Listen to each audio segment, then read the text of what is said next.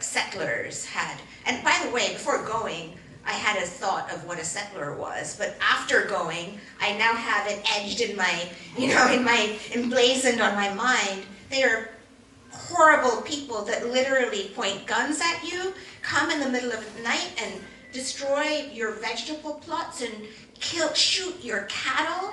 And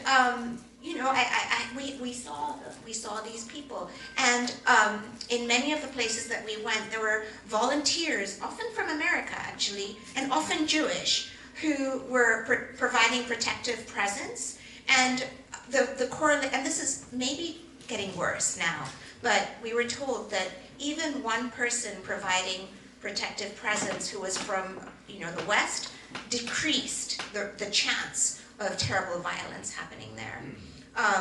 So in Al-Makrur, we went the first time, and then that family, the Kasia family that was defending their land from this lawsuit and this bid to take the land away from them, a few days later, we're having a big action, and they were inviting everybody to come and march with them and sit with them. And in fact, between the first and the second visit to Al-Makrur, pretty much everywhere we went, people knew that there was this date. I think it was August 30th or something, the date when everybody was invited to Al-Makrur for their action.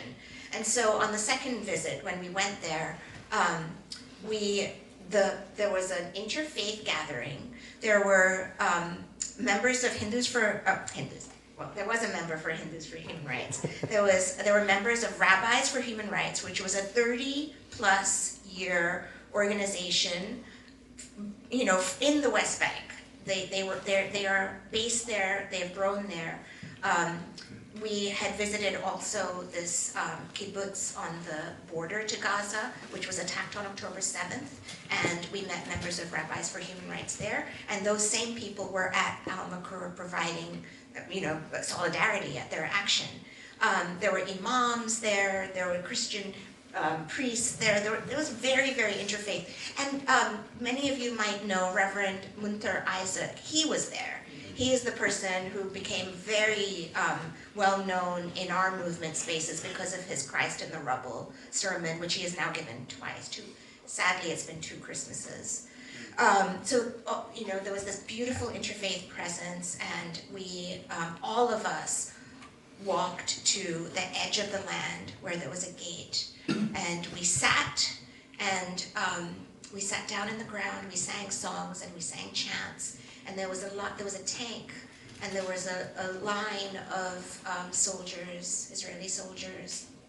We sat down, maybe for about 45 minutes to an hour. We sat in protest, and then at some point, the soldiers told somebody in the family that they were done waiting, and they were going to bring out their stun guns, and their stun guns and something else they threatened us with,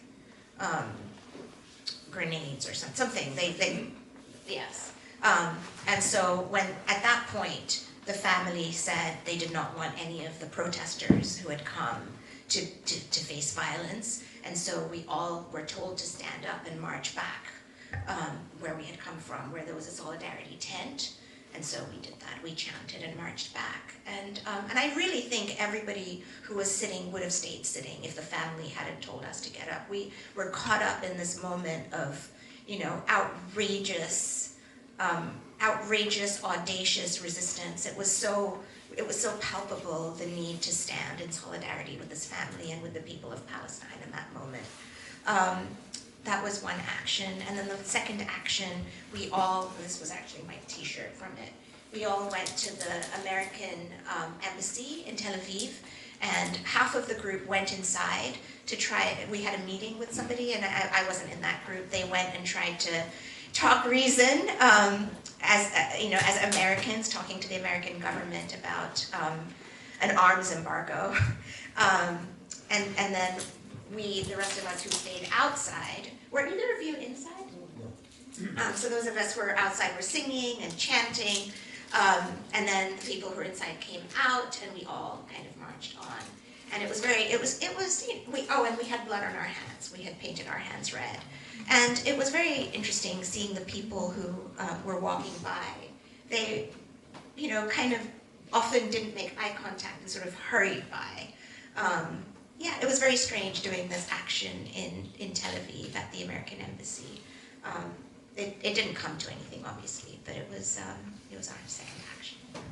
I think that was. So that's just our portion for the delegation that we were on last summer, and now Bill Ofenloch is going to share about his experience. Do the slides, so let me set him.